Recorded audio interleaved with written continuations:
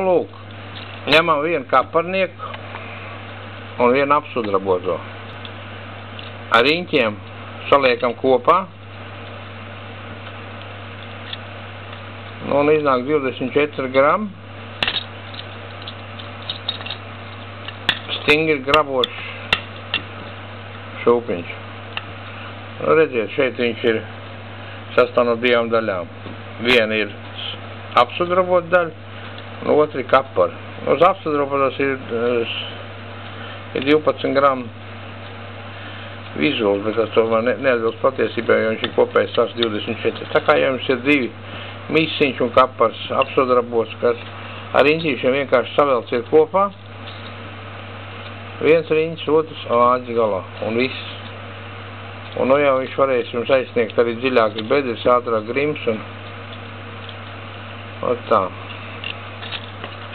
Tātad